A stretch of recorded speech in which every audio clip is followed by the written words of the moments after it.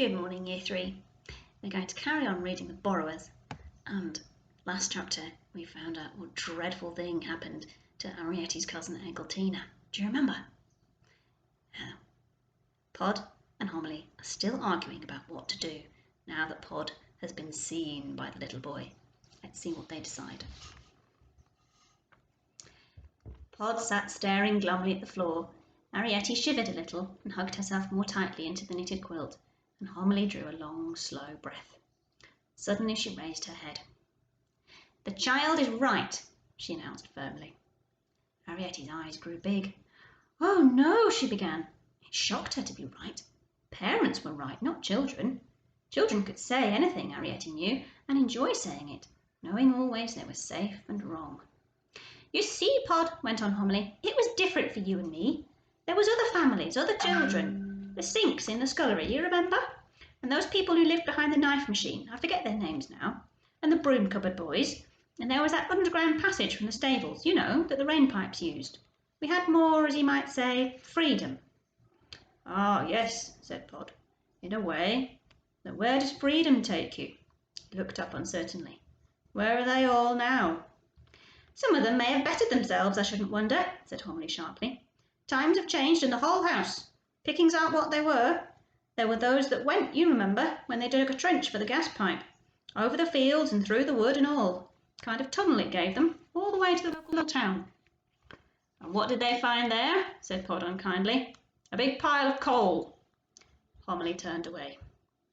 "Arrietty," she said in the same firm voice, "supposing one day we'd pick a special day when there was no one about, and providing they don't get a cat, which I have my reasons for thinking they won't, supposing one day your father took you out borrowing. You'd be a good girl, wouldn't you? You'd do just what he said, quickly and quietly, and no arguing." Arrietty turned quite pink. She clasped her hands together. "Oh," she began in an ecstatic voice, but Pod cut in quickly. "Now, Homily, we've got to think. You can't just say things like that without thinking it out proper.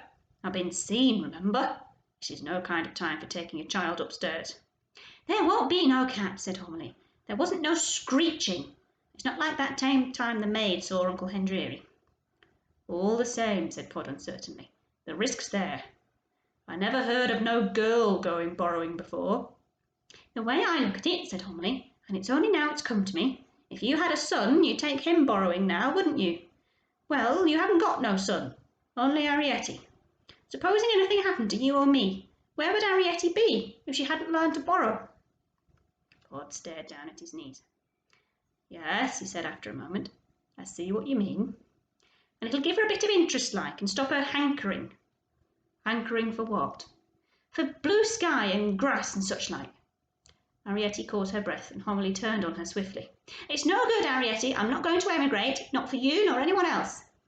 "Ah," said Pod, and began to laugh. "So that's it." "Shush," said Homily, annoyed, and glanced quickly at the ceiling. "Not so loud. Now kiss your father, Arrietty," she went on briskly, "and pop off back to bed." As Arrietty snuggled down under the bedclothes, she felt creeping up from her toes a glow of happiness like a glow of warmth. She heard their voices rising and falling in the next room. Homily went on, measured and confident. There was, Arrietty felt, a kind of conviction behind it. It was the winning voice. Once she heard Pod get up and scrape of a chair. "I don't like it," she heard him say. She heard Homily whisper, "Hush!" and there were tremulous footfalls on the floor above, and a sudden clash of pans.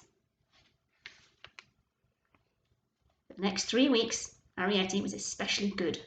She helped her mother tidy the storerooms. She swept and watered the passages and trod them down. She sorted and graded the beads which they used as buttons into the screw tops of aspirin bottles.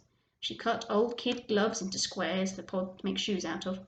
She filed fishbone needles to a bee-sting sharpness. She hung up the washing to dry by the grating so that it blew in the soft air. And at last the day came, that dreadful, wonderful, never-to-be-forgotten day, when Homily, scrubbing the kitchen table, straightened her back and called, "Pod!"